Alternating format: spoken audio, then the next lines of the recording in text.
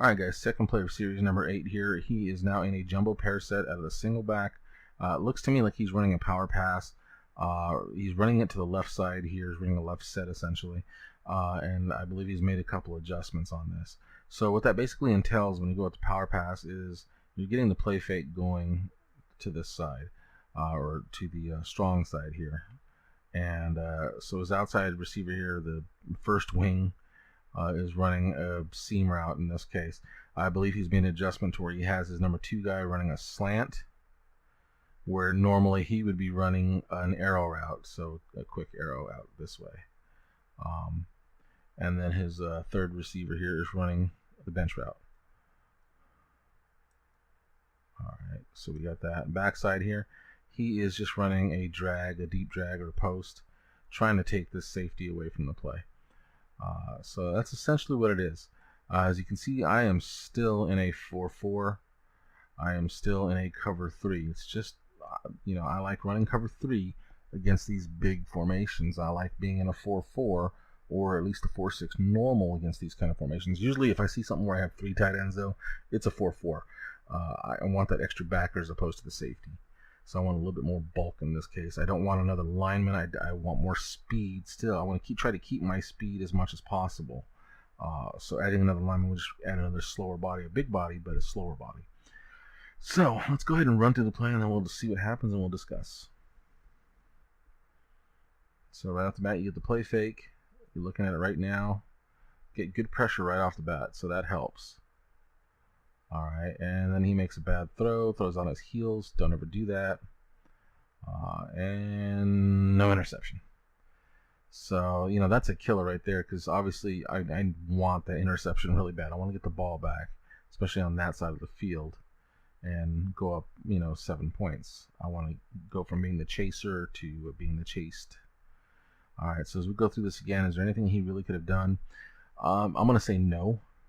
Really, it's just a one-on-one that gets beat here that puts him in trouble. And the throw, while you don't want to throw off your heels, he wanted to get the ball out just so he didn't give up a safety, essentially. So maybe he should have thrown the ball away. It looked like he was outside of the box. Well, maybe not. Not even that, I don't think. He's threading that line. That line is right about here. So he's really close to it. So it's a good possibility of what do you call it? An intentional grounding to where it would have been a safety anyways. And just looking, was there anybody open? Yeah, he had the crosser, but he didn't have the crosser in time, basically. So by the time he gets turned around and everything, there's no way. I'm talking about this crosser here, guys. He has him once he gets to about right here. But obviously, I'm sitting right now, so if he were to throw that this way, I'm going to get the interception or at least a deflection out of it. He was semi-open. By the time the ball gets there, one of these guys is going to be able to make a play. This was not open at all. He just, like I said, he's just getting rid of the ball because major pressure on his face, and he did not want to give up the safety. So it was just that one-on-one matchup, essentially, that beats him in this case, right here. His left tackle not being able to handle my right defensive end. Okay, grade-wise for this, guys, I get a 2 on this. Obviously, we have play success. We get the stop. The other thing is I did my job, as we'll go back through it real quick. As you can see, I'm playing McCain here, or McClain, excuse me. Once that crosser comes, I'm doing my job and covering him. And we get the job done. So that's 2. I don't get any bonuses out of this, no negatives out of this, obviously. So 2 points on this. Okay, guys, play number 3 of series number 8 here. He has a 3rd and 11. Obviously, minute 3 left in the third quarter. Obviously, a tie ball game. He still has the ball on a 6-yard line after the pressure play that caused an incompletion. So in this case here, as you can see, he's running a trip set. He has a receiver out here, and then his 2 slots, number 1 or number 2 and number 3 receiver, and then back on the backside is where his tight end is. So it's basically just a trip set with the trips going right in this case, and then his back is to the strong side here. Looks to me like he's running a flood out of this. So all that really entails is he's got the go here, bench route here, arrow route here, typically some sort of post route, and I believe he keeps him in the block in this case. So with that being said, I'm in a cover 3 again. I'm in the nickel cover 3 this time, so I do have that extra DB. There's Carr right there by the corner. And basically, I'm in a defense that should be able to stop it, but it means the position I'm playing, because this is my flat player here. He is going to come outside and pick up this arrow, or he should at least.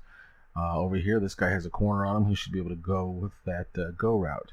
So that means with me, as I'm dropping back, I have to recognize flood and get with it and work my way out in this case.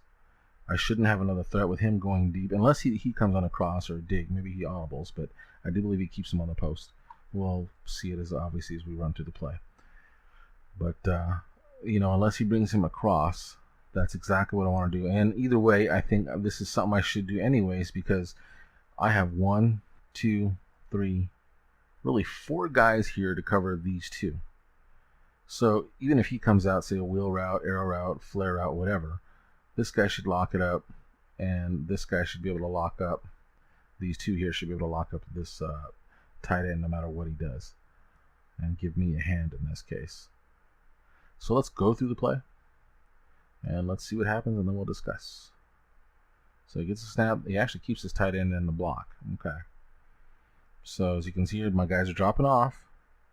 I need to recognize that he's got the bench route here. He starts to attack here. He's got that locked up there.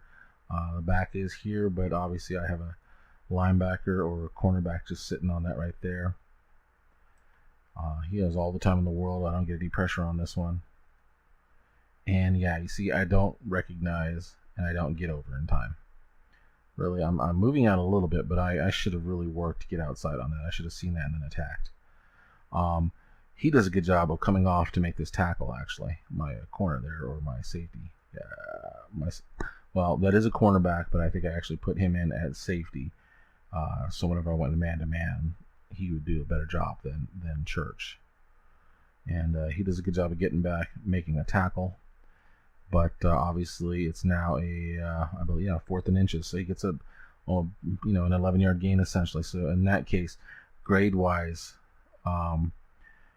it's a 0 obviously for play success, and a 0 for doing my job with the guy I had. I should have widened out with it once I saw it and just covered that up.